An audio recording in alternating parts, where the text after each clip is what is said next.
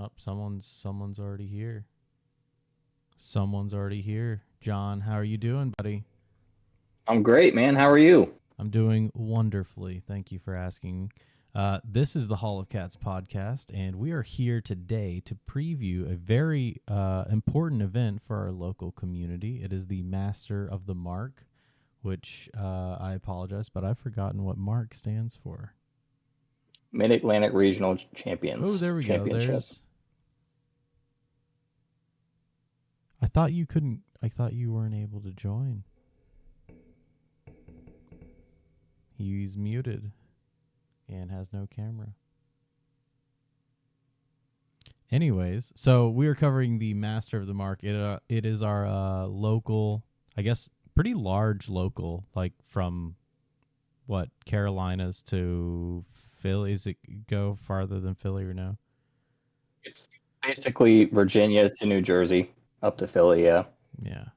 We don't have any North Carolinians. I guess we don't have any tournaments down there or anything. They've got the Smeagol. They got their own deal. Ah, there we go. Yeah. Well, yeah, it is our championship event. You know, the ones that have done the best throughout the year are invited to do battle in this tournament, which is the top 16 players. Now, it's not strictly this top 16 because some of the players couldn't make it, but this is the ones that could and the runner-ups, etc. So we're going to go ahead and look at that now, I believe. And Caleb is just here on stream. Oh, whoa. Here he is waving. Oh, he's there. Yeah. Why join then? Why are you here? Oh my gosh. All right, so we're going to take a look at that, starting with the brackets. So I think real quick we can do an overview here. John, can you see that, or do I need to share something with you? I'm not seeing it. Do you see it on... I can just post it. I guess I can just post it here in this chat.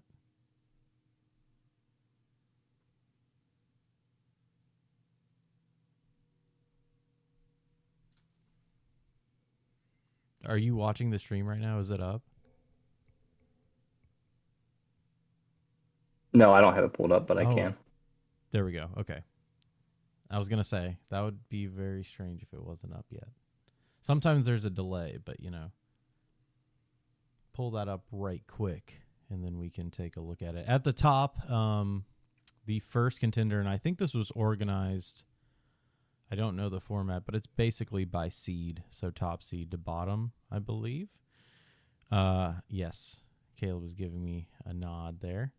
And so, and first, and I guess I can just read these cats off since it's Hall of Cats, of course. So in first, we have Ted Cantu. In second, we have Scott Dromfeld. And we have, oh man, I shouldn't have started saying the last names. Now I have to say everyone's last name. I'm just going to say first names from now on, actually. So then we have Alisher, Sam, Caleb in fifth, Josh in sixth, Stephen in seventh, Stephen Page in seventh. I guess I should for those that have multiple. In eighth, we have Cole. And then in ninth is Bruno. Is that correct? Okay. 10th is Andrew Ingy. I don't know why I said his. I like his last name, I guess. And then we have Josh Brown, Aaron Cook. In, let's see, what is that? 12th place, we have Stephen McLaughlin. Then we have 13th, Austin Featherstone. 14th, Tyler Douglas. No, I miscounted there somewhere. I think I got, let's see, 13th, Aaron Cook. 14th, Stephen McLaughlin. No, just, yeah, that's right.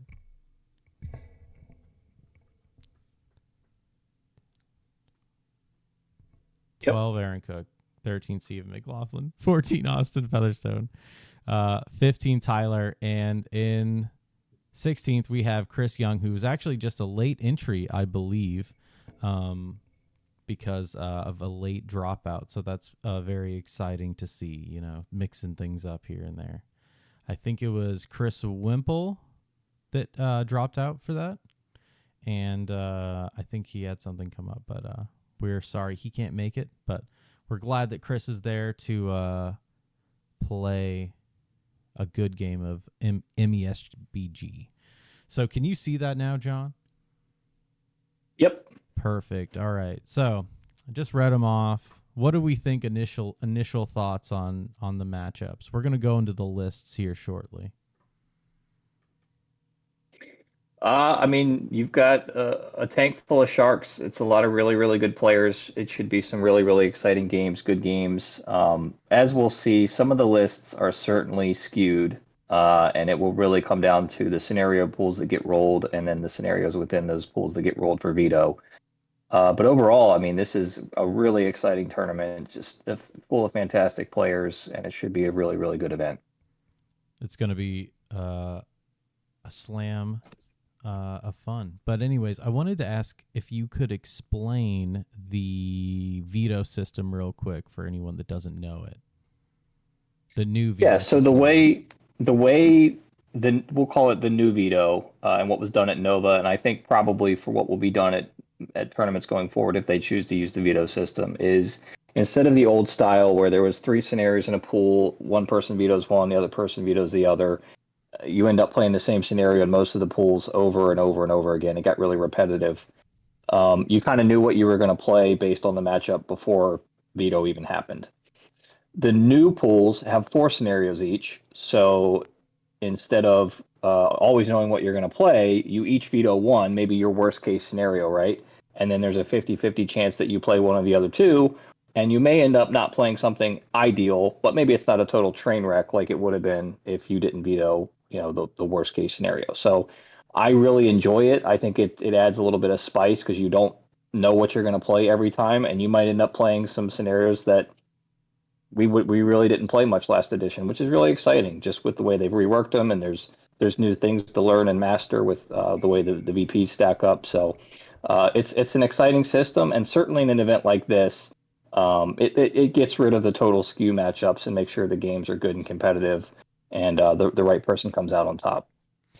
Do you reckon it kind of makes some lists that like don't have a banner or something like that more viable than without it? Because there's, I don't know, there's like 5 with banner VPs, right? Yeah, well, so total there is, I think, 9 or 10, depending on whether you count Storm the Camp. You can get some VPs if you get a banner in their camp. But yes, absolutely, the armies that don't have banners love the veto system. Most of the pools, not all of them, but most of them only have 1 or 2 banner VP scenarios within the pool, and then only a few of those have double banner points, where it's 4 VPs as opposed to 2. So if it's the worst case scenario, you can get rid of that. You know, if you're not a non-banner army, you don't want to play the 4 VP banner scenario. You veto it and go into something else. So yeah, it's certainly a big help to armies that don't really have a banner, don't need a banner, don't want a banner. And we'll see that some people in this tournament have made a conscious choice to not take a banner. I think specifically because of that reason. Well, I think that brings us right into the lists. Unless there's anything we can talk more about some of these matchups. I kind of want to leave this up just so I can see it. Hold on, I want to open this up so I can refer back to it when we're looking at the lists. I think it was in the chat. Yeah, here it is. Okay, so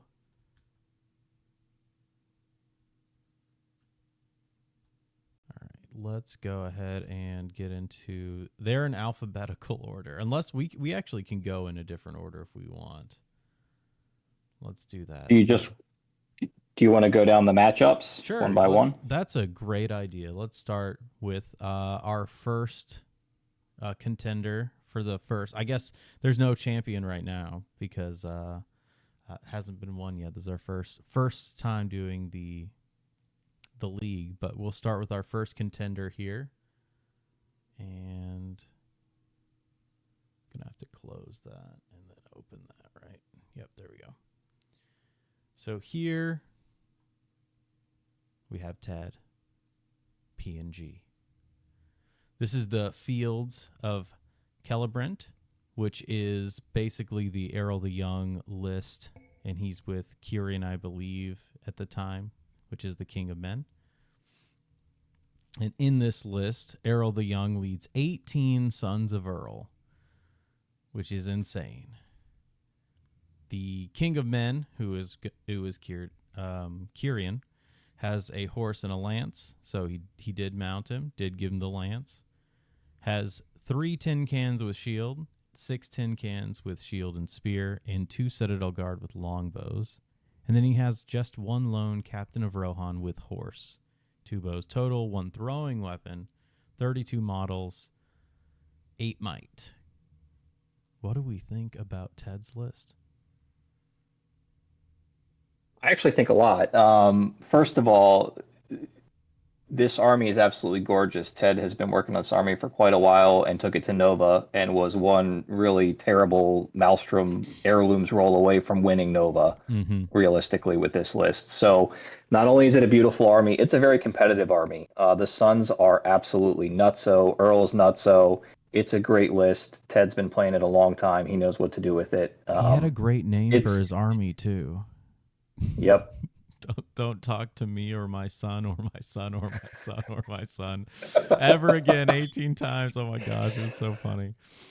Oh yeah, so it's terrifying. I played a smaller version of this in preparation for SummerSlam, and yeah, the Suns, the 3 attacks on the charge, it's like having 18 captains running around. Basically, it's insane, and they're 5/5. Yeah, it's a really hard list to deal with. I think it's cool. I think it's really cool because it does echo a moment in the lore. But Chris has his work cut out for him. His work out for him. Come on now. Yeah, I mean, this list hits hard, and if it gets, one good charge off and gets through your line, the game gets over pretty quickly. I mean, it's one of the hardest hitting lists out there. It's especially at this points level where he does get to throw in that extra captain for a little bit more of a move caddy, get some heroic moves off. I mean, it's going to hit hard for sure. Yeah, and you can always put that captain down first to see where the army deploys, so he can put his cavalry in just the right spot. So it's all around a really good list. He doesn't have a banner. Sod the banner, who needs it, right? Especially in what we were saying about veto. So I think Ted will do pretty well with that. Let me pull up his contender, which would be Chris. This is what we'll be playing against. Oh wow, it's so much brighter on me now because it's this is just how you guys sent it to me. I did not format any of these. I didn't want to. It's too much work. So this is what Chris Young will be running. And do you want to go ahead and read it for us, John, if you can see it? Yep, it's popped up. All right, so Chris just actually got this army. He's been really into wanting to get into Rivendell, so he's firing this up, I think, probably for the first time with his new army. He's got Elrond on horse, 3 Riv Warriors with shield, 6 with shield and spear, 4 with bow, 1 with banner, 3 Riv Knights. Arwen on Asphaleth, 8 shield spear, 3 with bow. Lindir with 2 Riv Warriors with shield, 2 with shield and spear, for a total of 35 models, 10 bows, 6 might, a little low for my liking, but it is an elf list, so it's going to stick around. I love it. I know people have tried it and maybe haven't had great success with it, but it's an interesting list. I mean, if you can get the wraths off, with Arwen and Elrond, especially in a matchup where you don't need to spend your will to resist or do anything else, if you can just focus on blasting wrath after wrath, this list can skew. It can definitely win a game out of nowhere that it shouldn't win. just because, if you spike a few wraths and then you get the free wrath if you get broken. So it's got some catch up mechanics. It's got a way to deal out a lot of damage pretty consistently, and it's an elf shield wall, so And it's it's going always to going to be be pretty good. extremely interesting to watch the matchup because of how dangerous these wraths will be to the Sun's effectiveness. Because if you can knock them off their horses, I mean, they are essentially still 2 attack models, but they're not. Their killing power is far diminished. So, if Chris can find some angles to get Arwen and Elrond in there without getting any checks, and he has 10 bows too, so he's going to be kind of dictating that kind of what do I want to say, like range play anyway. So, but yeah, you are right. It is, if the wraths go off, it's pretty scary, and Lindir's always there to give Elrond an extra will, which is super nice. Because if you are against another caster, Elrond's going to want to save that, but Lindir giving him that every turn lets him kind of be a lot more flexible. But yeah, I think it's a solid list. Classic, almost, I would say. It's a classic. Cool. So yeah, it's a really interesting matchup too. Like you said, they're going to have a bit of a cat and mouse game, I would suspect, with Chris trying to figure out how to position Elrond and Arwen for an ideal wrath, and Ted's obviously going to want to play around that. So really, really interesting to see how that game pans out. Yes. So any viewers watching now, there should be a stream, not on this channel, but there should be a stream tomorrow for the event. I know I'm going to be tuning in. I'm going to be very curious how this one turns out. It seems like it is one of the few lists that does have something that can kind of counter the Sons of Errol and Errol the Young. So it'll be very cool to see. So next we have Scott. And Scott is running. Oh my goodness. Look at how awful that looks. That's how it was sent to me. Scott is running Army of the White Hand, which includes Saruman, 2 Crebain, 1 Isengard Warg Rider with shield and throwing spear. Spears, he has more than 1. 1 Isengard Warg Rider with shield, 6 Uruk-hai Scout with bow, 6 Isengard Orc Warrior with spear, 1 Isengard Orc Warrior with a banner, 1 Wildman of Dungling with a flaming brand. Also, Grima Warrington, I guess, is in his own war band in this list. Hello. That's some good feedback. Oh, there we go. Then we have 1 Isengard Orc Captain with 2 Crebain, 2 Isengard Warg Riders with throwing spears, 4 Uruk-hai Scouts with bow, 4 Uruk-hai Orcs with spear. Uruk-hai Orcs, or Isengard Orcs with spear.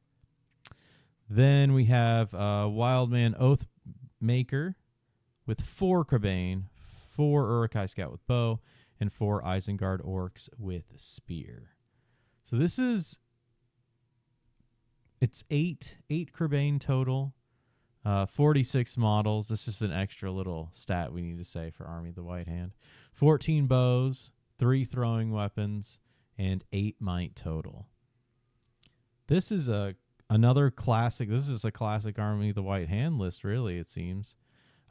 Less Dunlin than I've seen before, and I don't know. The amount of Crebain, it seems just like the more the better, so... What do you have to say, John? There's really not much to add. It's exactly what you said. Some people like to spam Wildmen. Some people like to mix Uruks in for Fight 4. I'm not really sure any of that matters, frankly. What really matters is how far you turn the dial in the Crebain, and the rest of the list just works, right? The special rules are crazy. We know that. Grima's crazy. We know that. I mean, honestly, you can just kind of put in the 6-8 Crebain, Grima, Saruman, and then dump in whatever else you want. And especially in a player Scott's caliber, you're going to be just fine. Yes. Yeah, I mean, I do expect something. I mean, this list will get hit, I would suspect, eventually. I'm frankly a little surprised something didn't happen to it in the last FAQ. but it didn't. So it's here, and I suspect this will do extremely well at the event. I mean, it's a great list. It's a proven list. Yep, it can use the Kerbane to wall off enemy forces and kind of divide them up. The lightning is terrifying. It can kill so many models if you let it. So yeah, it's gonna perform. It's gonna perform. So the opponent for Scott is going to be Tyler. Let me pull up his list. Oops. And Tyler is bringing Dragons of the North. So I'll let you read this one. It's short and sweet. If it's loaded. Yeah, I'm a little behind, but when it comes up, it's 2 dragons and a cave drake. Yes. So the funny thing is, you would think that, what is Army of the White Hand going to do against this? Well, what it's going to do is it's going to send one fearless Kerbane a turn into the dragons and just harp hit them the entire game. I mean, I don't honestly know. I have no clue what. I guess best case for Tyler, it's the kill pool. Scott has the veto champion, or contest of champions, and then he just prays to God that Lords of Battle comes up. That's our out. Like, that's what we're playing to. Other than that, I'm not sure how this list wins the matchup. It's there's just too many Kerbane. I don't. They can't. Yeah, breathe fire at all the Kerbane. Well, they're never going to breathe fire, because if they can breathe fire, Kerbane's going to be within 12 and just be fearless and fly into them. So yeah, I'm not sure. It's a tough matchup. I love the fact that he's trying to skew and come with something creative and maybe catch people off guard. I just think maybe the matchup that he caught might be a little tough for the list to deal with. I mean, again, I guess there is an out, right? The Killy pool, that's probably his best hope, would be my guess. But it's definitely going to be an uphill battle for a 3-model army, 8 Kerbane Army of the White Hand, no doubt. Yeah. Yeah, and I mean, he's going to have plenty enough models to deal with it. So once he ties them down, it's just a matter of time. Sadly. Yep, and then one of the dragons will have the -1 from Saruman and be transfixed the entire game. Yes, yep.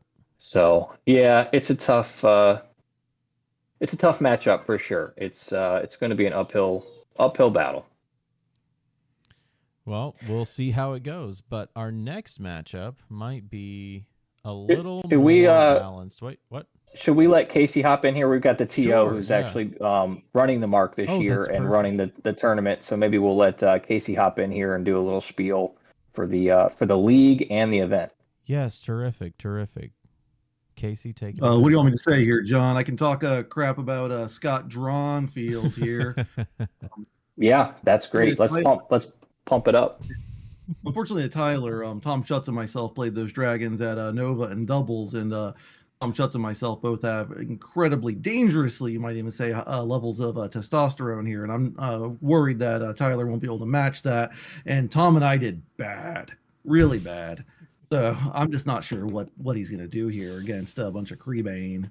The Kerbane or Kerbane, I'm not really sure. It's one of those made-up words, I'm assuming. Those damn birds, that's what they are. Those damn birds. But I do hate Scott Dronfield, so I'm not promising anything. But I gotta roll what pool we're gonna get, and I got a lot of dice, so we're gonna see how that goes. Could be that Killy pool, we don't know. Could be that Killy pool, So oh man, Scott's gonna play this event under protest. Oh, okay, yeah. I mean, if Scott had something better to do this weekend, he'd be doing it, all right. But he don't. All he got is me. Okay, this is it. So if Scott could do something better with his time, he would, but he can't. So you and me, Scott, man. Brilliant. All we got is each other. All right. But no. The Army of the White Hand list is really good. I've been playing some of it, and I'm a pretty mediocre player, and I definitely overperform with it. So it's a strong list, and Scott really is like a top tier player and a really good guy. I mean, I hate him still, but he's a good guy. The Dragons, I think, is actually really good and probably better than what the doubles showing would have you believe, just because of doubles had a lot of Eagles, and I think Eagles are pretty, I don't want to say uniquely, but like pretty strong into Dragons, and I don't think you're going to see as many Eagles outside of the doubles environment. So Yeah, I could talk about some the Mark League more generally if you're interested here. Sure, we can. Yeah, I take think we can that take would be a from great here. Yeah, idea. that'd be good. Yeah. But real quick, I think a lot of this was Caleb Silverglide. I'm not really sure how to pronounce his last name. Love the guy Who though. knows? I think it was his idea. I think he lived in the UK for a bit. Is going back. Don't really know why. Terrible place. But he wanted to do something similar. So we have this awesome league between about Richmond and then Philadelphia. And I think we had close to 30 events that actually qualified for mark scores, and over 200 players that actually got mark scores. So we had a really big pool of people and like a lot of enthusiasm, and I thought it was just really fantastic. The way the community came together and just how vibrant it is. I say this to other people because I've been playing mini games for over 20 years now, but Middle Earth doesn't get a ton of attention, but it's quietly just an amazingly healthy game and a healthy scene. And I really think the Mark League, especially under like Caleb's leadership, and now that we got Chris and Caleb for next year doing leadership for it as well, I think it's just going to take a healthy game and make it even better and more active. So I'm just really enthusiastic about that. Yeah, it's been a really really cool thing to see. Here's my performance over the whole year. Yeah, and even for players that aren't like super competitive about it, you can be like, yeah, this is how I did at this tournament. This is how I did this tournament. So I think it's a great thing for the community. It's a great thing for the competitive scene. I'm really glad we're doing it. And of course, we wouldn't have this tournament without it. Yeah, no, the invitational, and like we learned some really valuable lessons. John's been in some of those chats as well about how best to do the invitational. So I'm really excited for tomorrow, and I think next year is going to be even better. So I think it's going to be a really, really great time. And I always feel really grateful for all of the stores in the area. Like, 'cause this is at Huzzah Hobbies up in Ashburn, Virginia. There's a lot of really, really great venues that have been incredibly gracious with their time and giving us space to have these events. Because I don't think they're selling a ton of Middle Earth product, but they've been really supportive of the whole community and the scene. So I'm really grateful for that. Yeah, awesome. So you're welcome to join us, Casey, as we go through the rest of these. I'll stick around for one or two more if we get to another person or two I hate. And I hate a lot of people, so that probably won't be too long. Well, let's really see. Alisher's matchup is next. So let's go ahead and look. Is Alisher versus Austin? It is Alisher versus Austin. And remember, I guess this is how they were sent to me. This is how they were sent to me. All right, let's go. You should see it on the stream in a second if you're on that, Casey. Is that on the youtube.com? On the youtube.com. It should appear in just a second. All right, let me pull that up. So here we have Alisher's list, which is the Shire. Let me make his name not cut off. I don't know why it's cut off. And he has Gandalf with Cart, Rosie, 10 hobbits. Guessing those are in Gandalf's warband. Maggot, dogs, Lobelia, 8 hobbits. Paladin, 12 Tookish hunters. Hamfast with 9 archers and 3 hobbits. Will Whitfoot with 12 sheriffs. Lotho with 3 hobbits. Bilbo with 3 hobbits. And it's total of 72 models, 21 bows, and 9 might. I think this is what most expected. Is that right? Yeah, I think Alisher's been playing quite a bit of the Shire this edition. Look, it's a really good list. It's a powerful list. 72 models is hard for a lot of lists to deal with, even though they aren't. None of the individual models are any good. The sum of the parts make up a pretty good machine. And Gandalf's cart is maybe has some of the worst broken rules I've ever seen with the fireworks being able to just delete stuff. Lobelia deletes stuff. For some reason, they get flowers that give them reroll wounds and reroll shots. It's an insane list. It's a very, very good list. I expect Alisher will do very well at the event with it. It's got a lot of tools. There's no way around it. It's a powerful list that I would guess most people are not going to want to play against. I would agree. I think when one of your biggest problems is like quartering or breaking the enemy too fast and ending the game, I think that means the list is in a pretty good spot. But Yeah. I think it's a really solid fearsome list. Casey, were you going to say something? First of all, Alisher's the only other guy in the scene that likes the NBA, so him and I are cool. He likes the Nuggets. I respect it. Good guy. All right guy, but he likes the NBA, so we get to talk about that. Fair guy. Fair guy. I am not convinced, and this is me being a contrarian. You can ask John about this. I'm good at this, but I'm not really convinced that the Shire is all that top tier. I think it's really strong. I think it's really good, but I think some of the other really good lists are just pretty good into it. Like I don't really know what it does into White Hand, for instance. Like White Hand has a lot of like efficiency, and a lot of that fight 3, fight 4, really comes into its own against hobbits and things like that. So I think it's a respectable list. I think it's a really strong list. I think it's probably the kind of list the game probably shouldn't even have, but I worry that it's lagging behind some of the other really top tier lists, and I'm just not really sure which of the other top tier lists it beats. And I think it's really good against those mid tier lists, but I think it's a solid like 2-in-1 list, honestly. I think to your John's point on the White Hand as well is in a lot of scenarios that you don't deploy in a line, or even if it's 12 back, you're going to be able to hit a lot of hobbits with lightning just because of how many there are. Like I'm thinking Treasure Hoard, when they have to do that 12 semicircle deployment, that's going to be brutal if you roll that. Half movement. And half movement 2 inches. Yeah. Yeah, I mean the fearful thing wouldn't do much. Their courage is insane.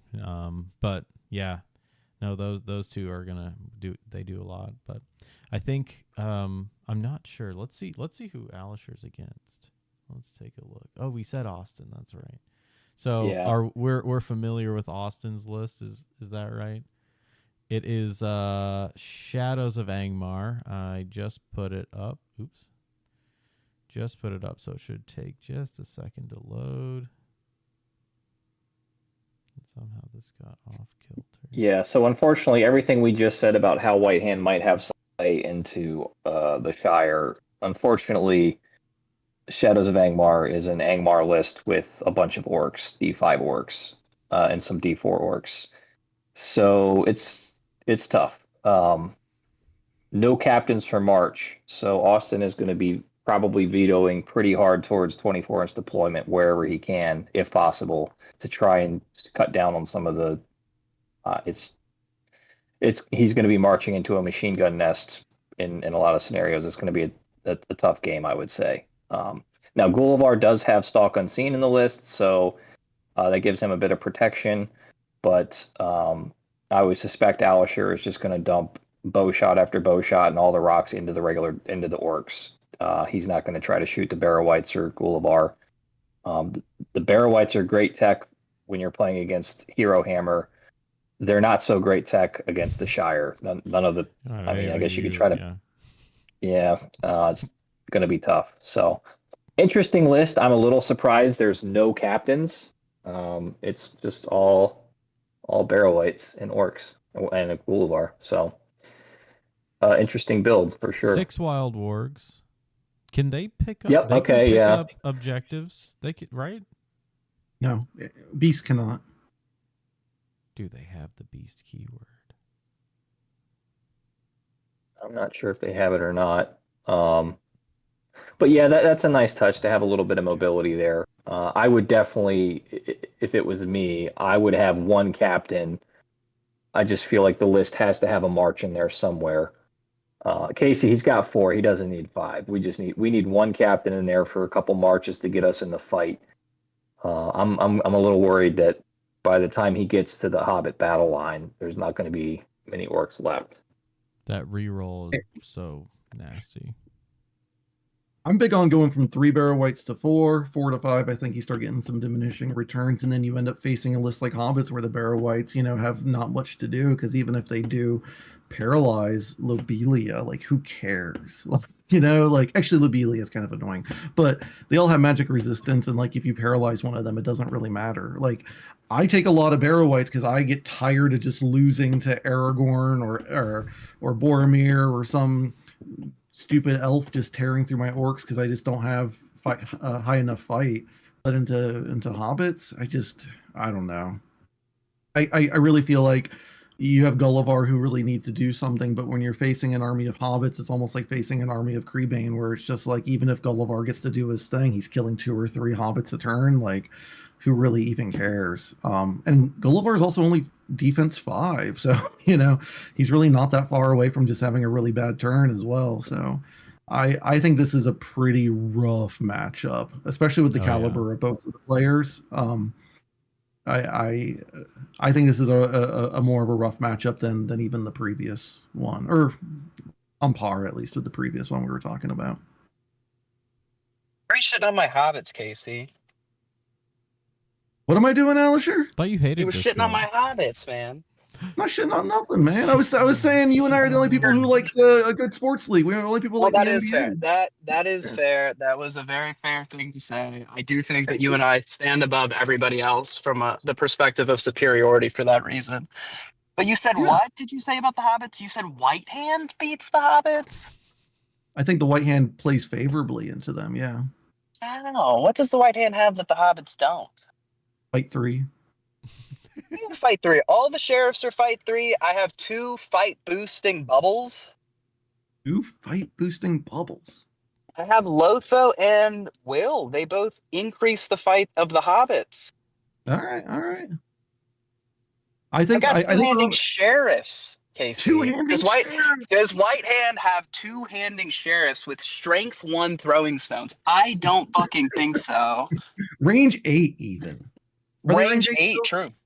Yeah. They are.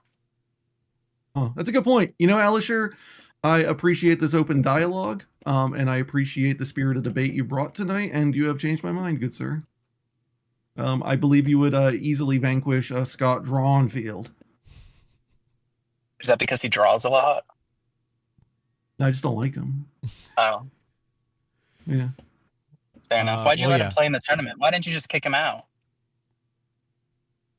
Well, I am what you would call a deontological ethicist.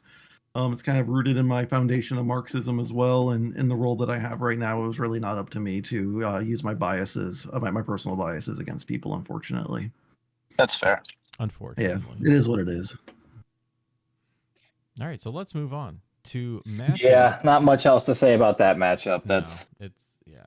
Matchup. I'll stick around here for one more. I'll stick around for one more. Sounds good.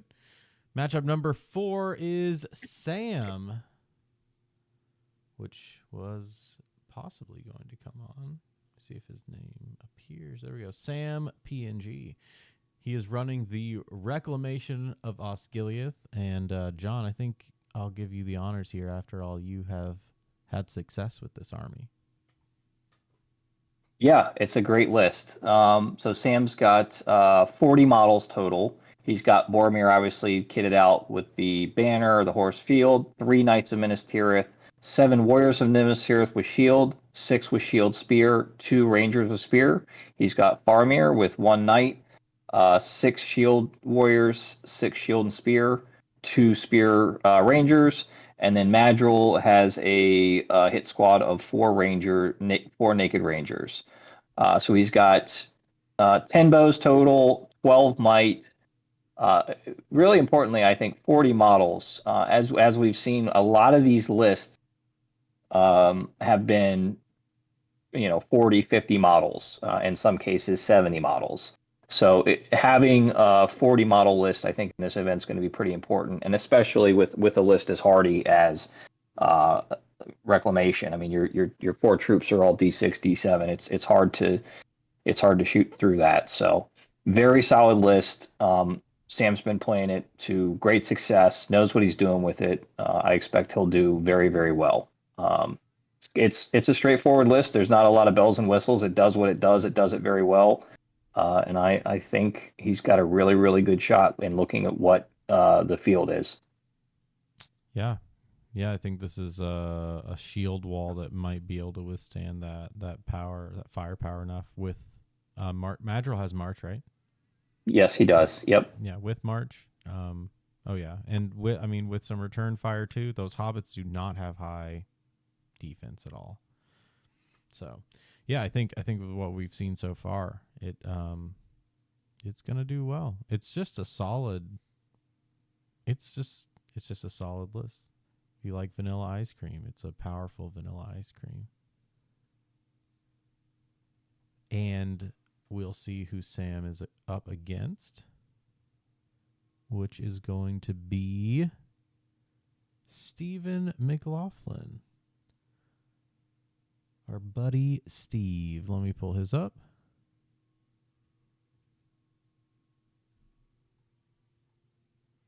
He is running Assault on Lothlorien, which includes Musger, the Orc Shaman, 9 Moria Goblin Warriors with bow, 1 Bat Swarm, 5 Mordor Orc Warriors with spear, 1 Wild Warg Chieftain leading a Mordor Orc Warg Rider. Then we have another Wild Warg Chieftain leading 6 Moria Goblin Prowlers and 6 Mordor Orc Warriors with spear.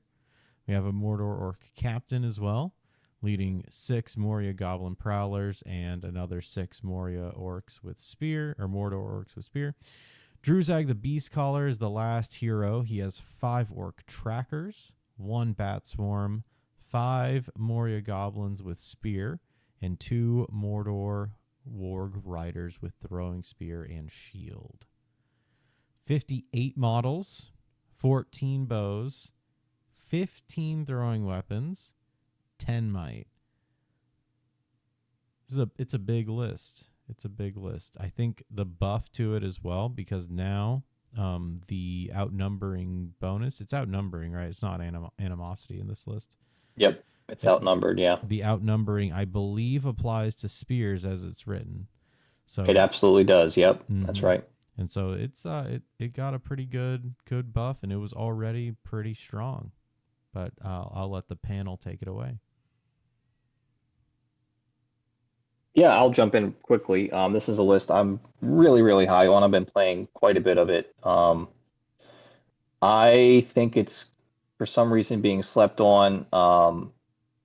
I think it's maybe in terms of, it's not as good as it was last edition, but relative to how everything else is this edition, I don't think it's fair to compare it to old edition. We need to compare it to the context of what we have to play with right now. I think it's better now than it was then. Like you said, it did get the boost with the outnumber bonus applying to spear supports. It also got a massive boost in that your warbands, it's a free-for-all. You don't have to have orcs stuck with orcs and goblins stuck with goblins. You can do what you want, which is a great tool for list building. With regards to Steve's his specific list, I really like it. I love the double Wild Warg Chieftain at higher points with double bats. It gives your opponent something they really need to be worried about, to make sure they position their heroes well so they don't get stuck, an enraged Wild Warg Chieftain and a bat in on somebody that's can one-shot most heroes in the game. So it's a solid list. I love the Prowler profile is an incredible profile this edition. He's got a ton of Prowlers. They're very, very good. It's a solid list. It definitely melts once you get into combat, but if it can get a good, 2 or 3 good turns of shooting off, which is what the list wants to do, it can really do some damage. So it's a great list. I think Steve's built it probably optimally or close to optimally, and I think it's going to be, a great game. For my money, this will easily be the best game of round 1. Just looking, I've cheated. I have all the matchups. I think just the matchup makes sense. It's a great matchup. It'll probably come down to, scenario pool and, does Osgiliath get to stay together? Do the brothers get to stay together and assemble the Death Star and have the great for Gondor turn and melt, that one turn and break through? Or do they, if they have to spread out, game gets a little bit harder for Sam and easier for Steve because Steve's got a lot more models and doesn't care about any particular forces being together. He can kind of envelop. So yeah, he can run probably those bats everywhere. So those yeah, bats and the bats chieftain and the can go wargs are very anywhere. mobile. Mm-hmm. I think it's really gonna come down to what pool, what scenario they end up in will make a huge impact on how this game goes. But they're both great players, and they both know these lists very well. They've played these lists at tournaments. They know how to play them, so it should be a fantastic game. Radical. Yeah, no. Sam really only plays really honorable lists, and I think the list he's playing here is strong, but I don't think it's quite the top tier list that I definitely sometimes think with Sam Frick, who I really like. He's a friend. We were in trios together, a few months ago. I think his limitation here is sometimes I think he takes lists that are limiting how good of, versus how good he is. But Steve is also a really strong player, and I think this is a really strong list. And I would fully expect this to be a 1 or 2 point win for in either direction. I think it's going to be a really tight game. They're both really tactical, really exact players, and this is a kind of list that doesn't really afford much opportunity for mistakes, and I don't think either are really going to make too many mistakes. So yeah, to John's point, I think this is going to be a really tight game that's not going to have any big blowout wins. It's going to be a really close win for either one of them. I personally like the Assault and Lothlorien list a little bit more, but I tend to favor Evil, and I'm kind of down on Boromir. I think Boromir is good, but I sometimes worry he's one of those models that is really strong, but I worry isn't able to really win against lists that are otherwise even stronger, if that makes any sense. Whereas the Assault and Lothlorien, I think, can really just face anyone. But they're both great players, and yeah, I fully agree with John, though, that it's going to be a really tight game. Yeah, it'll be a good one to watch. So let's move on to round 5. The round 5 matchup is going to be Caleb. Let's pull up Caleb's list here. He is playing Battle of Fornost, and Caleb is going to be playing against Aaron, and we'll look at his list in just a second.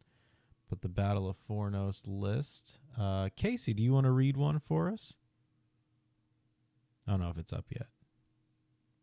Yeah, one moment. There we go. So Battle of Fornost or Fornost, I'm never sure. But we have Aerner, the last king of Gondor, with 5 warriors of Minas Tirith with shield, 4 warriors of Minas Tirith with shield and spear, and 2 knights of Minas Tirith. I know Caleb really likes those knights of Minas Tirith. We also have Glorfindel, Lord of the West, with a Rivendell warrior with a banner, 4 Rivendell warriors with shield, 4 Rivendell warriors with shield and elven spear, and then 3 elven Rivendell warriors with elf bow.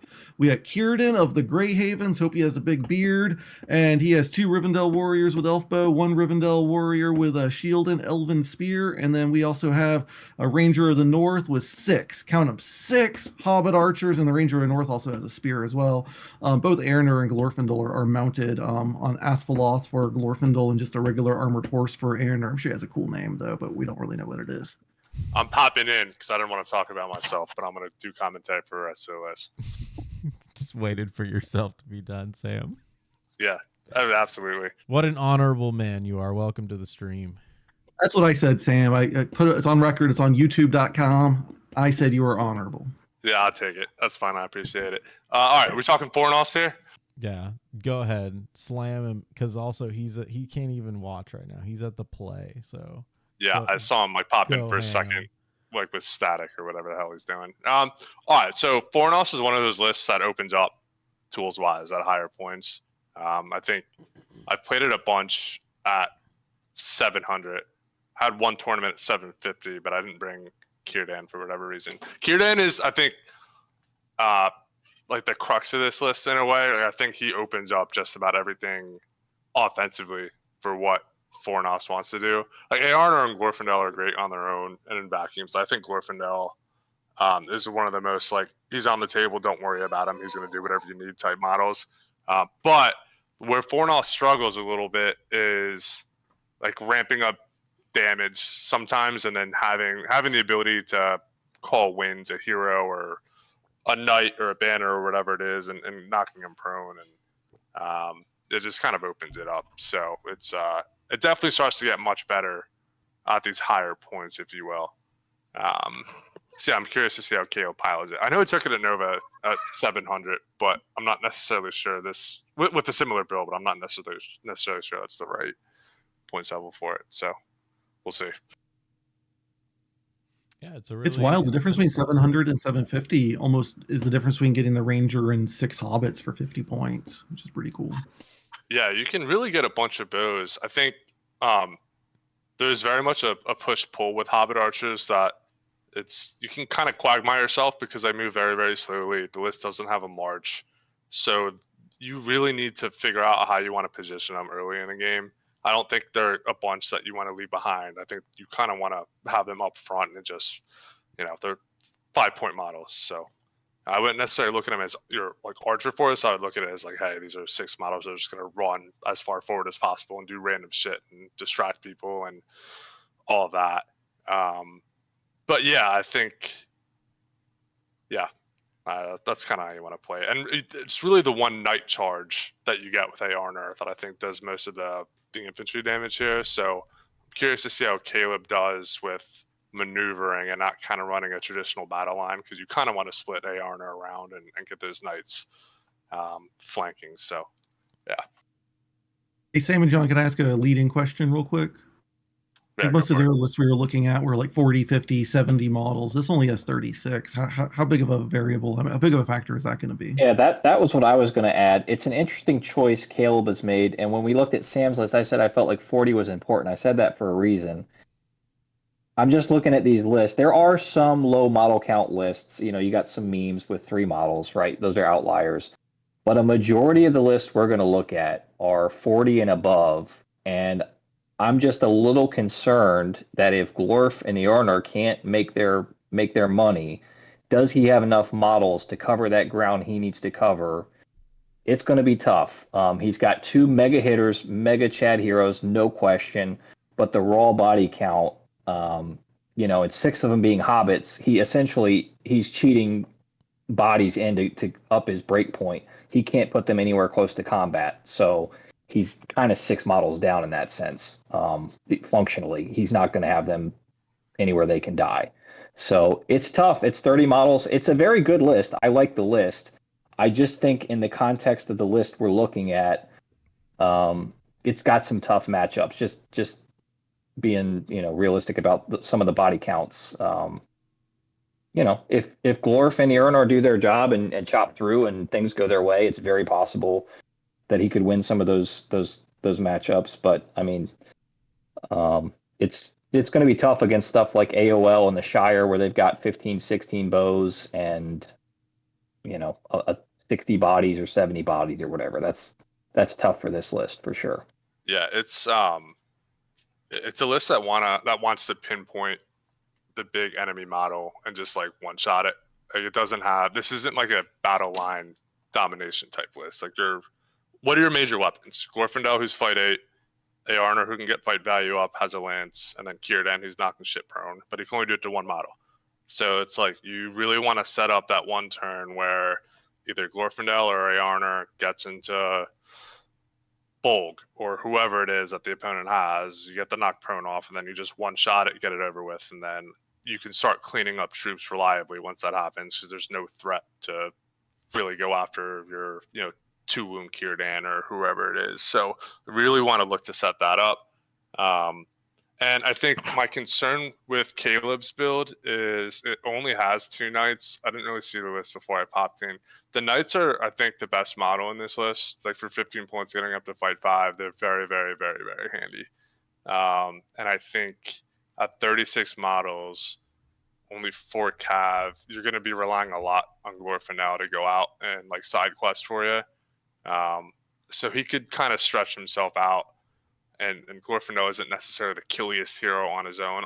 Not saying he can't kill, and he's like a wet noodle, but like only 3 might, only strength 4, no real modifier outside of like 2-handing. So this is like the death ball type list, but you have to kind of use Glorfindel outside of a death ball with how Caleb's built it. So it's just going to be an uphill battle against anything that's like 55 models or whatever, and you're playing breakthrough. or domination or whatever it might be. But Caleb's a smart player, just needs to think things through before he does it, which is a very important part of this list. And we'll see if he can think his way through his battle with Aaron, who's running the Grand Army of the South. So interesting. It'll be an interesting matchup. Here he has Suladan, the Serpent Lord, 2 half trolls, 7 half trolls with 2-handed weapons. Man, what a guy. 7 Haradrim with spear, the Golden King of Abrakan. He has 7 half trolls, 3 Haradrim with spear, 1 Haradrim raider with bow, and 2 Mahood warriors with spear. Only 31 models, 1 bow, only 5 might. This is an interesting list. Go ahead. Yeah, Sam. it's a fun one. It's this is a good callback to old edition SBG, a little bit of soup. So I kind of like the vibrancy of Grand Army here, but I haven't gone up against half trolls this edition. But I don't think they've necessarily changed much from last edition. They're very, very, very, very, very good models, like with 2 attacks, 2 wounds, especially with Terror Wall. I guess we'll talk about the matchup later, but that's going to be a big part of how that game plays out. But I'm trying not to get too far ahead into like predicting the matchup, but Soladan without a horse is interesting. I think that's the way you kind of want to play him, though. It's just weird to see him without it because he kind of sets himself up on horse. You kind of tuck him into a battle line as opposed to bouncing him around. I guess you kind of knew the points here if you're running a half troll centric list. No camels, which is interesting. I guess the points thing is a limitation, but I feel like maybe a couple half trolls you could drop and then bring a couple camels in. I don't know. I think you want a little bit of diversity in how you're going to attack, and having, a camel or 2 or 3 as a threat is a very critical part of like a fast punching, hard hitting Grand Army build like this. So that's a little questionable. However, he's got 2-handed weapons. Oh shit! I didn't realize half trolls could do 2-handed weapons. That's insane. Hell yeah! It's free. Yeah, this that's edition. bananas. It's free this edition too. So why not? Yeah. Yeah, 1 bow is a good move. I'm interested to see how this does. I think I'm more curious to talk about the matchup itself, so I'll stop talking about the army and let someone else take over here. But let me let that marinate. I mean, the battle line itself, it looks brutal. You're not going up against a 2 attack, 2 wound, fight 5, terror causing, strength 5 model lightly. But yeah, go ahead, John or Casey. I just want to say real quick, I played against last year or 2 years ago at Richmond Open. I was playing Angmar, and I played into what would now be Grand Army of the South. And if Kieran gets going with a Aura of Dismay to counteract the +1 courage the army gets, I think the half trolls one of the only early then courage 8 with the +1/-1. I think Glorfindel is going to be able to eat, and I just think that's going to be a really tough matchup for Grand Army of the South to overcome the terror that Glorfindel has, and then just Glorfindel just doing what he's doing. I love the list. I think it's a great, fun list. I remember when the half trolls first came out like 15, 16 years ago, whenever that was, and I thought they were awesome models. So I really respect it. But I just think this is it's going to be a tough matchup. I think it's going to be a really, really tough matchup for Aaron, unfortunately. John, what do you think about the Golden King? I think it's I love the list. I think, unfortunately, if I'm going to criticize Fornos for only having 36, I hear you. They have 2 wounds, but you still only have 31 bodies. So somehow Caleb actually outnumbers him. And yeah, I totally agree with Casey. I think Glorf is just, there is nothing in this list. The Golden King can't get to Glorfindel. He'll never catch him. So I don't know how he's going to stop that freight train. Half trolls aren't going to do it. It's going to be interesting to see how Aaron maneuvers, and how, he can't put Suladan anywhere close to either of Caleb's heroes. He's got to stay way behind the lines. The Golden King's a great tool, certainly, against things like the Balrog and other massive models, but I'm not sure that that's what I would want in this matchup, where Glorfindel can move 12 inches. Caleb's just never going to let you get the Golden King into Glorfindel to time down. So I would concur. I think this is an uphill battle for Aaron. I love the list. I love it's just, I would not have expected this list to be at this event. So that's very cool that he's doing it. And frankly, I think this list into a lot of the other lists that we've looked at, and even some that are would be that terror wall would be a huge problem for a lot of lists.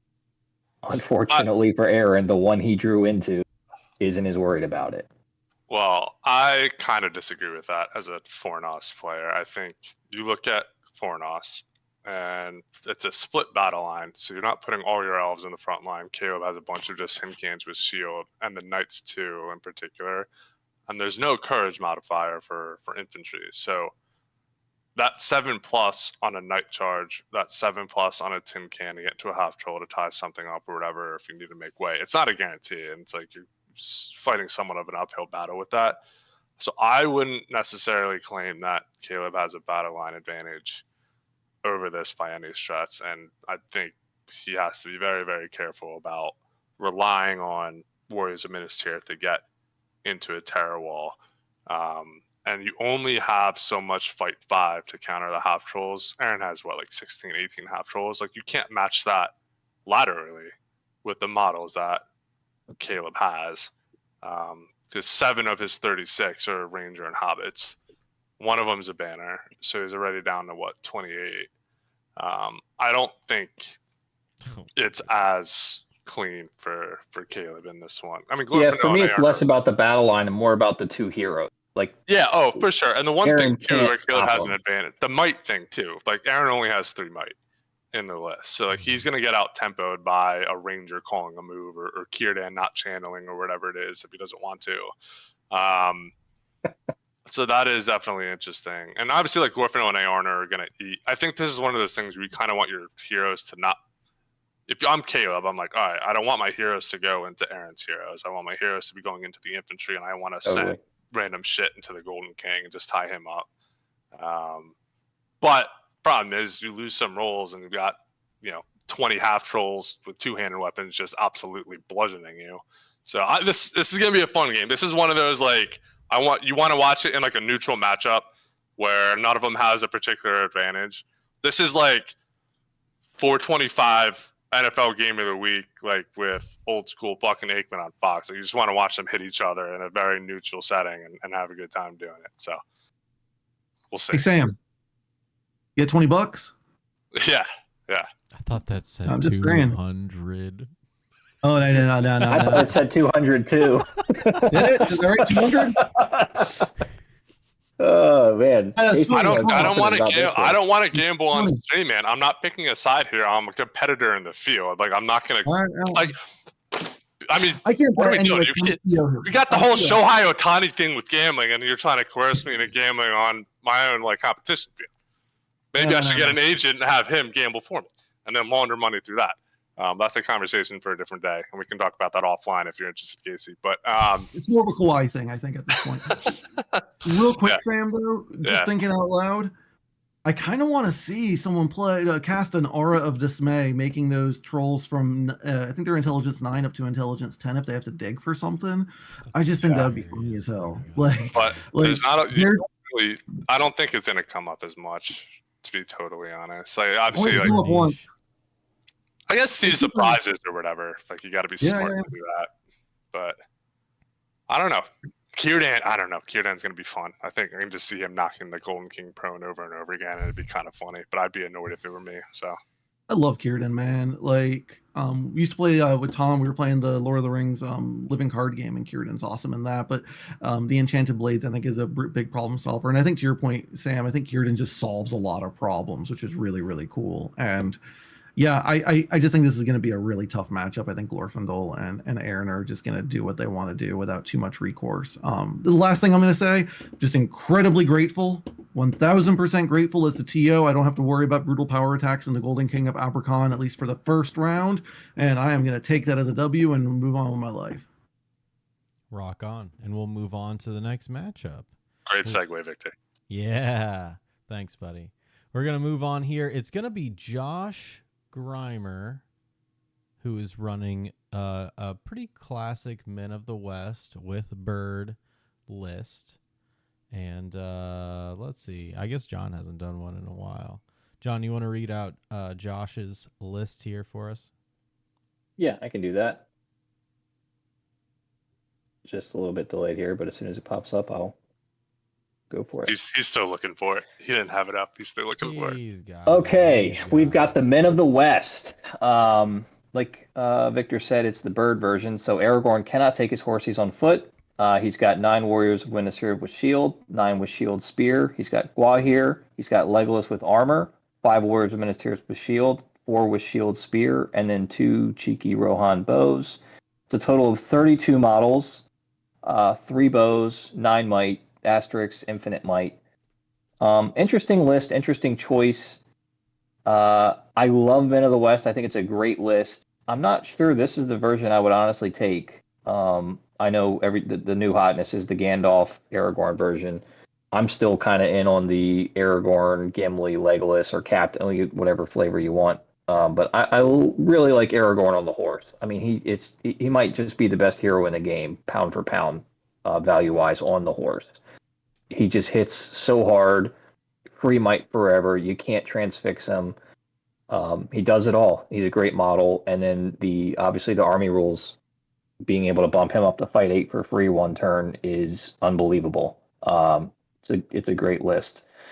Josh's build, interesting. I've not seen this do super well at events. It'll be interesting to see how he does with it. I mean, it's obviously the core power level there. You do lose a bit, I think, by Aragorn not being mounted, but Gwahir is also an incredible model. Legolas is an incredible model, both very undercosted in my humble opinion. I think it's got play into a lot of different lists. Again, I'm going to say it again. My complaint would be model count. 32 models is a bit scary to me, seeing some of the other things we've looked at. But it does have Gwahir, so it's got a way to just kind of it can maybe get some free wins like right out of the gate if an opponent positions poorly or gives him an opening where they put a key model in a bad spot. It just eats Gwahir in, and there's the game. So that's the lever Gwahir gives you to pull occasionally, like with all flying monsters. If your opponent doesn't really expect it or just has a slip and makes a misplay, you can just lose. So it's definitely got play, and Josh is a good player, so I think he'll do well. And we'll be interested to see. We're going to go through the matchup. It is an interesting matchup. What's the matchup, John? I'm excited to find out what the matchup is. Let's find out. It is. Josh is playing against Joshua Brown. What do you know? The Josh Bowl. Yeah, it's the Josh Bowl. I like that. Let's pull his up. This is how it was sent to me. I don't even know if you can read it. Let me zoom in. That's better. It's another Shadows of Angmar list spoiler, which surprisingly, 2 Shadows of Angmar at this event. We were actually talking about Shadows the other day and kind of comparing it to Host and the pros and cons of each. So it's very interesting that 2 players decided to take Shadows to this event. Both pretty similar, but it's interesting that was the list that showed up the most out of everything. Hold on. It is absolutely hilarious to me that we could potentially see a situation where our boy Nasdaq steals Anduril in a turn of combat after Alistar flubs a paralyzed roll. Yes. And we have that little gremlin running around with this Shards of Narsil. Or the reforged Shards of Narsil. Not even Shards, yeah. That would be awesome. Like, I'm hoping for that now. I will say, so I played against Josh running this list. I was running Reclamation. I won, but it was a tough matchup. And this was before the Gulavar fact, but we still played it as like 12-inch fly. It's still very nasty. It's tough. It's really, really tough to position against, especially with Barge and all these different things. And the Stockland scene is tough to work around, especially with Legolas, where he's a very, very strong Gulavar counter. But there's a very strong chance Legolas doesn't get any clean shots into Gulavar until they get into combat, and then you have 3 Barrow Whites that can kind of mitigate Legolas doing anything for the entirety of the game. So I'm curious to see how that works. But Gwahir and a Gulavar is a fun little matchup too. I'm curious to see how they kind of chess piece that. but it's always interesting to play around 3 barrel whites and Gula Daddy. So That's not chess, man. That's checkers. Like Gully's only D5. Isn't Guahir fight 8 to Gully's fight 7? Like, yes, they that's are rough. for sure. That's But rough. like the thing is, he has 3 barrel whites, and it's just like it's a wild card in anything that you do. And I say chess match because both of them have 12-inch total movement and can fly over things, and both like to isolate enemy models and kind of one-shot them. So I'm just curious to see who engages first with their flying model and or how that dogfight looks like. It could be interesting. But I think the key is how LSRs use might-wise, because you have that free point of might, and you're thinking, I need to use it for a move, I need to use it for a combat. But when you have 3 barrel whites, it's like, I might need to use this for a resolve, and it might be the smart move there, and I might just need to not tempo things and let my opponent move first and kind of react. But I mean, it's just an orc line, so yeah, the barrel whites just have the potential to wreck a game so early. And you have to, like, the engagement process with it is just stressful trying to figure it out. So I'm curious to see how Josh plays it. And frankly, like, Josh has been around for a while. And he hasn't necessarily played Men in the West a lot, from my understanding. So coming in fresh to a matchup like this against a guy with like other Josh, who's played Gulavar and barrel whites a lot. I think John mentioned earlier, like, understanding your list, and you got people who've been playing their list for a while through a lot of games and a lot of reps. I don't think Josh has that. Josh Grimmer has that with his list compared to Josh Brown, who's played Gulavar and Angmar a lot over the last 3 or 4 years in the area. So we'll see how that plays out. One quick thing I'll note here that I like about this list, he's got a couple Spectres sprinkled in, and those are great tools. He's got 50 models, so he's got a good body count, and the Spectres are really, I've been using those a lot in Minas Morgul, more than I thought I would, and I like that he sprinkled some of those in to kind of give him another tool, especially with Gulavar. I don't think Austin had any, but I mean, again, a Spectre could just win you the game if somebody fails. You got 3 of them. Let's say, a captain or whoever, you just might eat a hero for free that they can't do anything about. So having a couple Spectres in there, I love it. That's a great ad by Josh. Or against like half trolls, if they play against half trolls later where they're only intelligence 9, the Spectres are going to eat. Spectres to me always feel like I'm buying scratcher tickets, so I don't really expect to win. But when they do win, it feels really good, and what they do can be, the impact of what they do can far exceed what you think they're going to be. Yeah, so I played against Spectres for the first time at Nova with Men of the West. It wasn't the Angmar list, it was Minas Morgul. I didn't realize that, like, if you flub that roll, you can't use active abilities. Yeah, so right, that's right. Yep. Just like the dice, like, it sometimes is worth it. Like, obviously, like, you're not going to roll double ones a lot, but like I snake eyes with Legolas on a spectral vision test, and I was getting ready to shoot, and I'm like, oh my god, I can't, like, my plan for that turn just like gone to shit because of it. So like, you probably want to use it for the Gulavar setup, but every once in a while it's worth tossing it at a hero or whoever to see if they flub it, and then they have to use, they can't use will to bump it, they have to use might, and that kind of helps your list out because Josh doesn't have a lot of might on this list. And Spectres, to John's point, interesting little wild cards that can wreck you too in ways you don't think about. Is like one thing. I'm gonna ramble here for a little bit. Sorry, but like, imagine Legolas isn't paralyzed and he's in Gulavar, and Josh G is like, "Oh, I'm just gonna deadly shot into Gulavar," but all of a sudden, snake eyes and he can't do. I don't know. It's a scratcher ticket. Like, you really can't count on it happening, but when it does, it feels really good. The last thing I'll say is, and this is a drum I've been beating for a very, very long time, the difference between 3 barrel whites and 4 barrel whites, I think, is enormous, and I think that's going to be the big problem here. 3 barrel white sounds cool, but it's going to be relatively easy for the turns that matter for the other Josh to be able to resist, to spend the might to get the resists off. The 4th barrel white, I think, really changes the math, really changes your odds on actually getting the thing done when you need it done. Sorry, Sam, you were going to say something as well. Nah, you're good. I just have like a push to talk thing. Oh. You guys go ahead. One thing, John, disagree with me, please. One thing Victor, that disagree I'll with say that was to Sam's earlier point about tin can courage. Oh wait, no, they have No, Courage. Warriors of Rohan Yeah. are smarter than Warriors of Minas Tirith. True. Warriors of Rohan are 6+, 10 cans are 7+, because And- they take after Aarner, who's dumb as fuck. There we go. And so going on that, like the Spectres do have a decent chance to pull some of those tin cans from the line. And you can set up a lot of stuff with Gullivar with that. Yep. Get that barge off, get the hurl off, hurls, get whatever you yeah. need going on. Mm-hmm. Exactly. Yeah, Casey, I will disagree a little bit about the fourth barrel white specifically here. I mean, I would go with the captain, but that's just me. I mean, if you look at the field we've seen so far, there's not a ton of lists where I even want 3 barrel whites. I mean, it's a meta call for sure. And yeah, if I know everybody's going to be hammering Men of the West, LSR on a horse, yeah, I think 4 barrel whites is fine.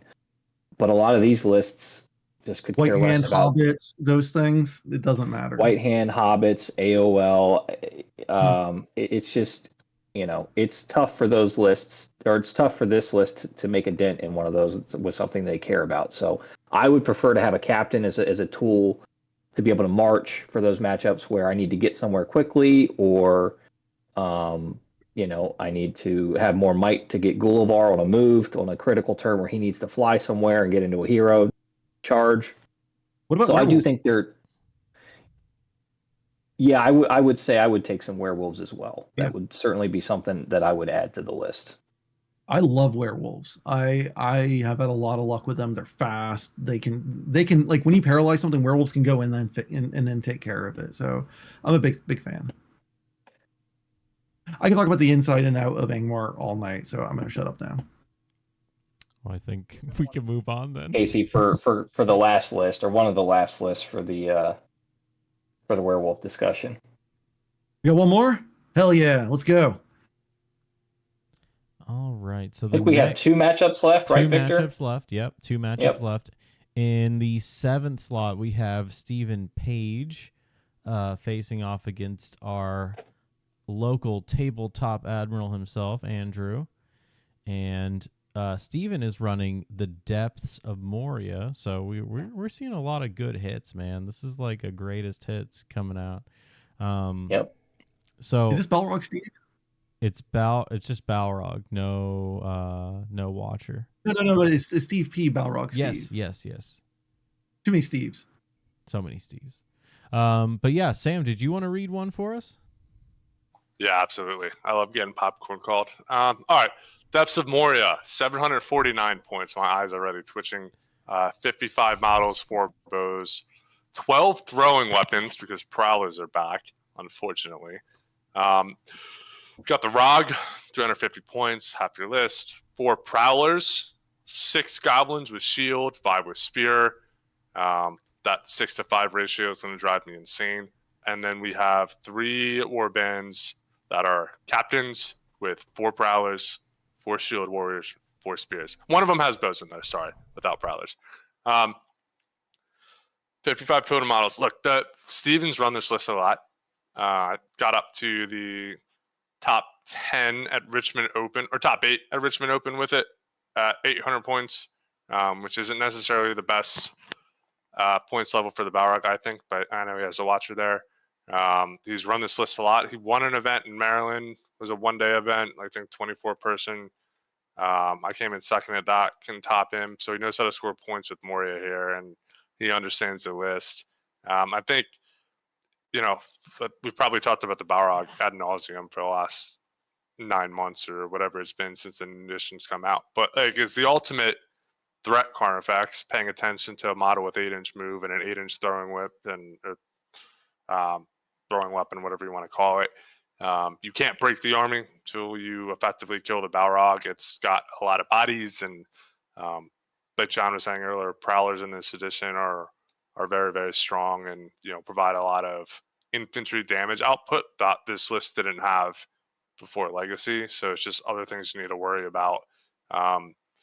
And one of those things too, where one of the ways that you slow down the Balrog is you just throw chaff into it one at a time and then just try to block it out. But with the prowlers now, you can start throwing weapons into that combat and see if you can.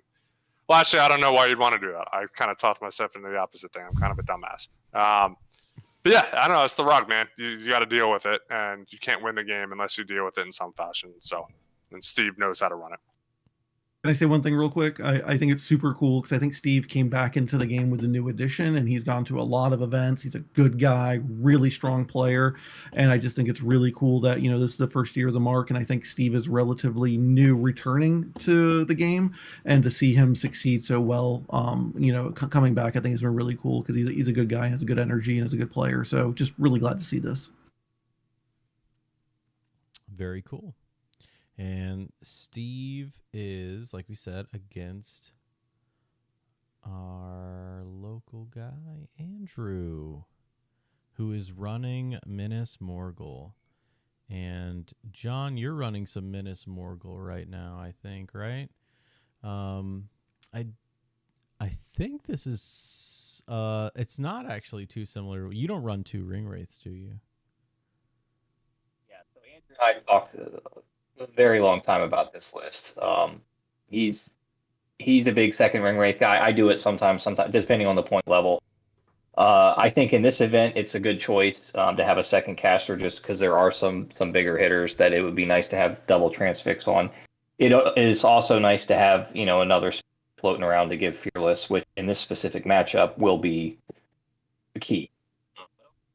It's Minas Morgul. It's 54 models.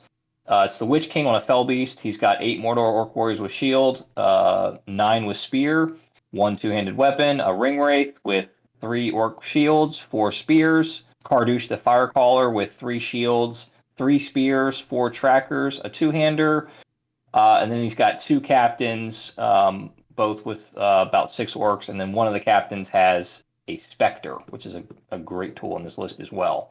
So it's a rock-solid list.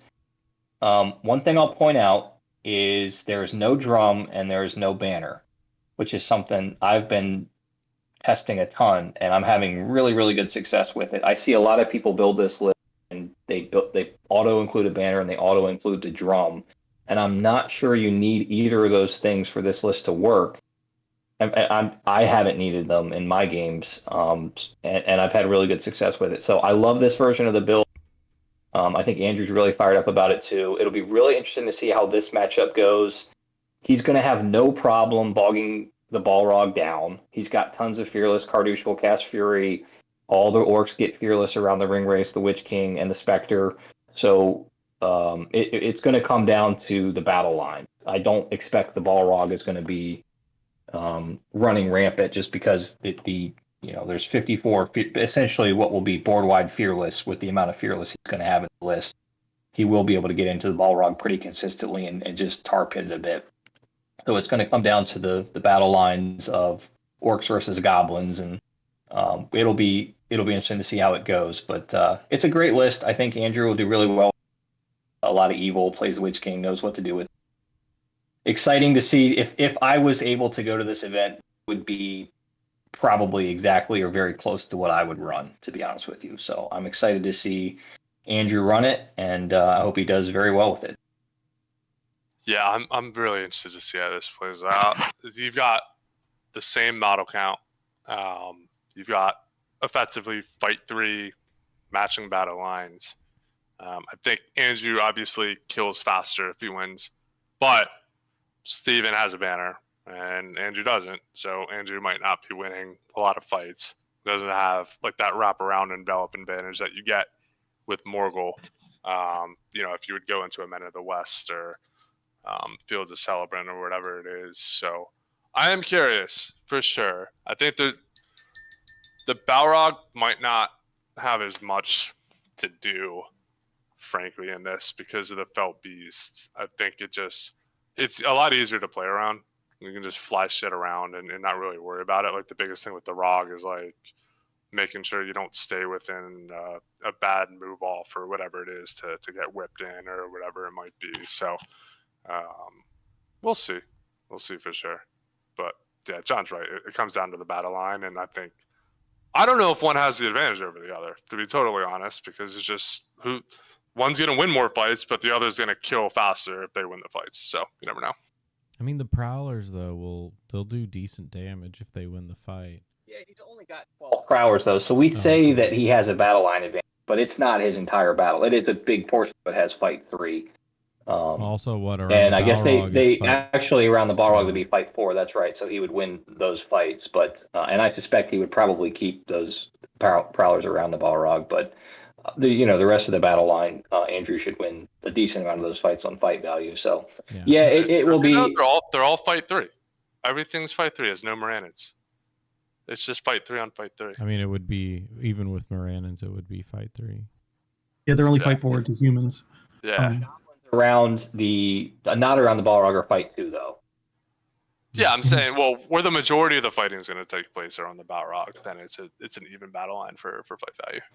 No, because the big Prowlers will real get the quick. +1 from the. They'll go to fight 4. So around the Balrog, he'll win on. So that I think is going to be the crucial thing here. Is he I has the think banner. the Witch King on Fellbeast is going to be more afraid of the Balrog than the Balrog's going to be afraid of the Witch King on Fellbeast, and I think that's Morgul really Blade, going to yeah. take. Yeah, and John and I have talked about the Morgul Blade to death, but I think without the Morgul Blade, just the Witch King's gonna be more afraid of the Balrog, and the Balrog's gonna be able to turtle up, and I think that's gonna be the defining characteristic of this game, and I think that probably gives the Balrog player a pretty decent advantage in my estimation. Hey man, all it takes is one cheeky little prowler to throw their dagger into the Witch King who's in combat and roll a 4 on the up down, then roll a 6 by 4, and next thing you know, you're burning 3 fate to save that wound, and you're spending 2 might to bump that last 2 up into a 4. So you never know what happens. It's happened to me plenty of times playing the Witch King. One interesting thing to note, though, with regard to the Balrog fighting regular troops, I'm not saying Andrew would do this, but if he decides he needs to yeet the Witch King in, and he's going to get as many orcs in on that Balrog as he wants because of the Fearless. They do wound on 6s, right? They wound on courage, so it is possible if he gets a that two-hander in there, wounding on 5s. he can put some hurt on the Balrog if he happens to win the fight. I'm assuming for sure. probably, that would be he's a last-ditch effort. You don't want to feed the Balrog, but he does have an ability to put some wounds on it without, some ability to kind of expect to do a couple.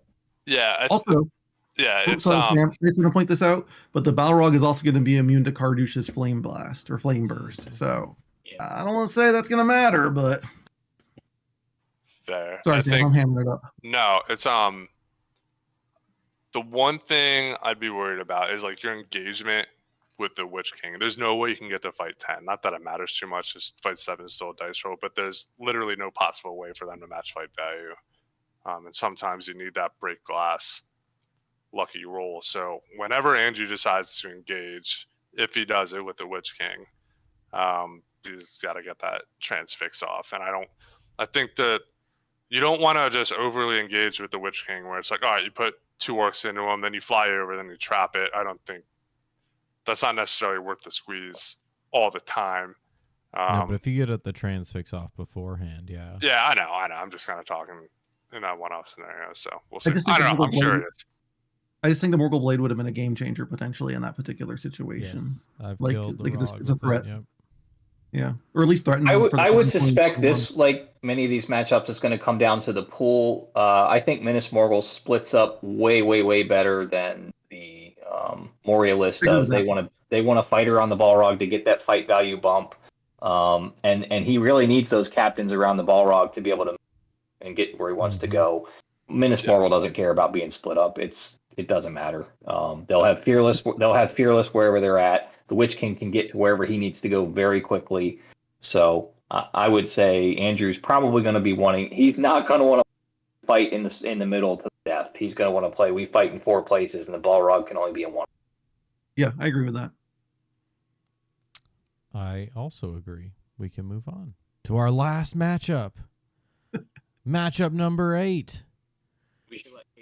We have Cole. I think that's.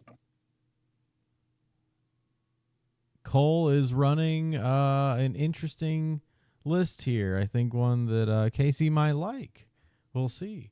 I'm going to say this, man. People used to think Nikola Jokic was an interesting guy, being this tall, weird, potato-looking Serbian dude. But you know what? He's not interesting. He's a winner. All right, so this is Host of the Witch King, the best list in the game. I love it. We got the Witch King of Angmar. No Morgul Blade. I'll forgive it, Cole. I gave him a horse. That's fine, because now you got 15 werewolves. Not 14, 15. That's a lot of werewolves. And you got the Tainted. The Tainted rules, all right? The Tainted is an awesome model. I think, you know, the miasmatic presence or whatever is super cool, super tilting. And then 4 more Angmar Warg Riders. Why not? I think they're super neat. I feel like I talked about Spectres being like a scratcher ticket before, but they are also like a scratcher ticket whenever the rider dies, but the warg stays. I feel like I won myself $5. It feels good when I'm getting that scratcher off. But anyway, I love this list. This is going all the way, and This is going all the I couldn't way. be more Call it excited here. for it. T.O.'s favorite to win. Here it is. Here it is, right here. And Cole's a good dude, so really glad seeing him. And I'm blanking on their names, but he has a few friends. I think Max and I forget her name. She's awesome, but they've been a really great appearance at the different tournaments we've been having. So yeah, I love this list, and he's a good guy. So Very cool. Very cool. And yeah, I mean, I really hope werewolves this list seem gets to super cool play against models. the half trolls. If this list got to play against the half trolls, I think that would be the platonic ideal of what Professor Tolkien envisioned when he sat down and wrote The Lord of the Rings. Yeah, he really focused on Angmar's excursion into the sands of Far Harad. Actually, you know what? You know what? It could be like a subjectification of Harad situation here. Yeah, where yeah, yeah, Sauron a developing Harad rebellion symbolism or down so. there. Yeah, it seems like a very fun list. Something that would be very cool to play. How fast the werewolves move? Plan is going to be to show up before And take the terrain on. Oh goodness, I think you just broke out there, John. I think John's rural Virginia internet is going down, and as a network engineer, I'm going to say it's not my problem. There we go. He's taking Also, out his Victor, I'm just AirPods. going to say this: when Jokic was drafted, ESPN was cutting to commercial. All right, they had no respect for my man, and the way you're talking about this list being fun, nah, this is a winners list. Huge list. This is It's S-tier. interesting. I like It's it. interesting. Yeah, it's something. It's I think something. werewolves are cool. I think werewolves are cool. How I like fast do fight they by move? battle lines. They move 10. And They they don't need line of sight. Not needing line of sight actually comes up more than you would think. Like I've had it matter more than you could imagine. And you can Absolutely. plan around it too. Yeah. Yeah, that fell sight's kind of nuts. However, I mean, it's squishy as hell. Like all it takes is one bad shot into one of your ring rays, and like Yeah. a quarter of your points are just like gone. So he's very much going to be lining up on the 24-inch deploy line and just going absolutely bananas. But you know what? It has some very interesting kiting ability because everything's moving 10 inches. And this effectively is like an evil all Cavalists. It's like a Fields of the Celebrant or whatever. You know, it kind of is in like a very Yeah, perverted kind of way. It is. kind of is because the werewolves have 2 attacks in their fight 5. They knock infantry models down. Strength 5 too. Mm-hmm. Yeah. A couple throwing spears there. The Witch King can get to fight 7 conditionally. He's base fight 6. He doesn't lose his might, so you can use him as more of a combat hero. And the Tainted just starts ripping transfixes. So this is a cool looking list. I'm not necessarily sure if cool becomes good, but I'd be curious to see how this plays out. We'll see if the rules. This is cool skipping can good carry and going it. straight to great. This is great. I'm not sorry, Victor. Nah. This is skipping good, going straight to great. And Victor, if you had something else to say that was against that idea, keep it to yourself. Okay. I love this list. I don't even remember what I was gonna say because what you I'm you sorry, were Victor, saying I'm was so brilliant. I couldn't Thank even you, think. thank you. Couldn't even keep my my thoughts straight. So let's see I'm what just glad we our convinced Sam about this. I'm what's that? so glad that Sam is now like, you know what? Oh, there we You go. gotta yeah. take this seriously. We convinced him. Yeah, there you go. Yeah, that's right. That's right. Let's see what our boy Cole is against with Bruno's Army of Gothmog, which I did not expect to see here. This is probably one of the most surprising entries, but he does have something that I've been keen to see how it does. Yeah. So Army of It's Gothmog. kind of busted. Army of Gothmog. He has Gothmog, of course, with a shield, no warg. 1 Morannon Orc with Banner, 6 Morannons with Shield, 6 with Shield and Spear, 2 Mordor Trolls, a Mordor Orc Shaman with 1 Morannon with a Shield, 1 Morannon with a Shield and Spear. Then he has Gurrit's Master of the Reserves with 6 Morannon Orc Warriors with Shield and 6 Morannons with Shield and Spear. And lastly, a Mordor Siege Bow. So it's a very, it's not just a typical Orcish horde, let's say. 35 models, 7 might, no bows, no throwing weapons, except 2 throwing weapons, and 1 siege bow. In Bruno's quest to capitalize on a meta that includes a lot of men soupless with big heroes, he has found himself in a matchup where he's going up against a bunch of furries. So I will let him reap what he sowed there. There's at least like a 72% chance that I'm gonna see who wins between Cole and Bruno. I'm just gonna give him the fucking trophy to win the whole league and just go spend the rest of my day at Topgolf because I love this matchup so much, and I just think it's pure MESBG and it's the best thing going, and I can't wait. I can't agree that it's pure MESBG when it has a siege bow in it, but.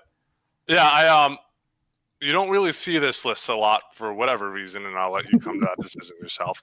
But I think in a vacuum, 2 trolls are interesting to play around.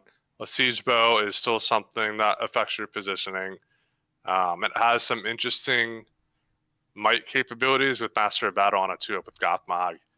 And Morannon's just strength. There's nothing wrong with a Morannon battle line. It's it's going to be fight 3 in this list, so it might get fucked up by werewolves, but there's still strength 4 and can do some damage. D6 still. Yeah, and the Fury on the Shaman is handy for sure, especially with in the matchup when you talk about it. So I'm here. Bruno also is a very unorthodox play style, to say the least. So as much as I like to deride his list choices, he has a unique ability to figure out how to play his list in a manner which his opponents typically don't expect. So we'll see how he pilots this. John, what do you think? Yeah, John.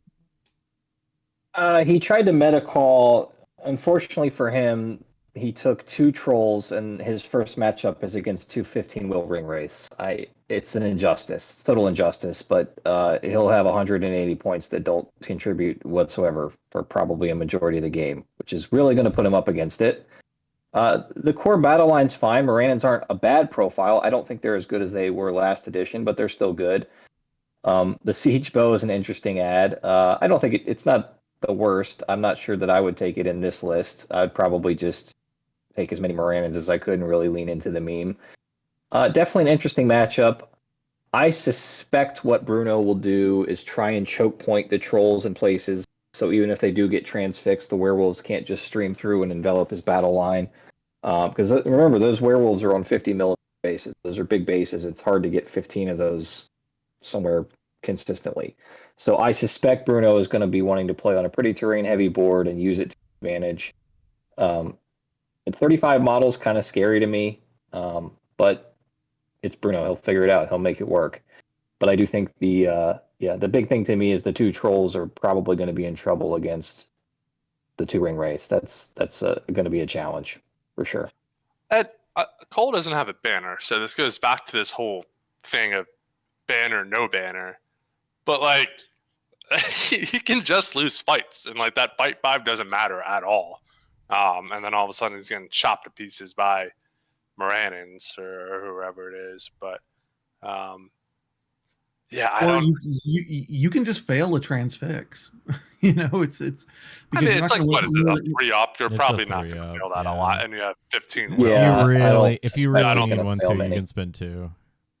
Yeah, I don't think calling a failed transfix is the right prediction on here.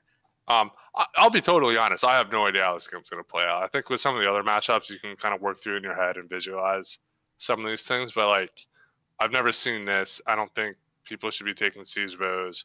It's just like, and then the idea of like the all werewolf like evil cav army is just like a a curveball of all curveballs with what you see. So like, this is a very unique matchup for sure. This is like a Thursday night football on Prime. Like Al Michaels has no idea what's going on. Curveball and a curveball. They're just playing sloppy ball for 3.5 hours. Well, I can't wait to see them slop it up.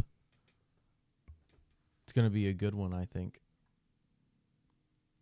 Cole and Bruno are both really good guys too, and I think this will probably be the most fun game for me to spectate as a TO tomorrow. So I'm really looking forward to that. Yeah, I think they played at Voyage of the Potomac. I think round 2 or 3. Ooh. Did they? Yeah, I think you're right. Yeah, I think it was a big game, which Bruno ended up sneaking out. Mhm. So they've got it's kind of like a little rivalry there. I think Bruno played host of the Witch King in that matchup too. Yeah. So it's got a little bit of a twist to it. So it's fun to see little rivalries pop up and then stoke the flames of it and hope it gets into something more toxic than that. So Bruno's That's what we're way trying to do, better on the spread the table than you would toxicity. think. Yeah. No, I just want to say Bruno's way better on the table than you would think if you just met him for the first time and talked to him for 30 seconds. Like he's a real canny and savvy player, and he looks at the game in a way that's a little unorthodox but gets results. So I think this is a tougher matchup for him, but it's going to be really scenario dependent. If it's like a 12-inch deployment and that siege bow just knocks the Witch King off his horse like starting out, I think that changes the arithmetic a lot. And there's some variables in play here that can really make it a much closer game. But I think right now, just the 2 Nazgul going into the 2 trolls and then the werewolves just potentially having a field day is going to be tough. But like I think Bruno can also think outside the box to figure out a way. So it'll be a great game to watch. Well, cool. Then this brings us to the end of our matchups. I'll put the bracket back up real quick so we can see. I do have a couple. I got some high-level takeaways, Victor, before we close out. Yeah. I was going to leave us a little section to conclude. I ran the numbers. The average model count is about 41 per list. I did include the 72 and the 3. If you throw those out, it's probably 40-ish. So, I mean, it's still going to be close. I did notice there are quite a few lists with no banner, or even a banner effect, like not even a hero banner, just no banner effect, which I find very interesting. One other thing I noticed, there is quite a few lists with, I mean, I kind of live by the rule of you want roughly 1 might per 100 points. I saw quite a few lists here that had much less than that. So historically, you at 750, you want 7 or 8. Some lists, like Osvets gets up to 12 or crazy amounts, and then others have lower the hosts of the Witch Kings of the world. But even some of the other lists were at 5 and 6 might, which feels a little light to me at 750. So it'll be interesting to see with less resources, you really got to make better decisions because you don't have might to bail you out of a bad choice. So kind of interesting to see those things. That's what I, high level I see kind of looking over these lists. Yeah, it's That's a interesting. good- And good what's the analysis. split? Seven good armies, 9 evil, or something like that? 6 good, 10 evil. Look what it looks like. Really? Yeah, you're right. You're right. Yeah. Because we had 1 drop, and I think that changed it from 9 to 7 to 10 to 6. Gotcha. Yeah. Yeah, Okay. yeah.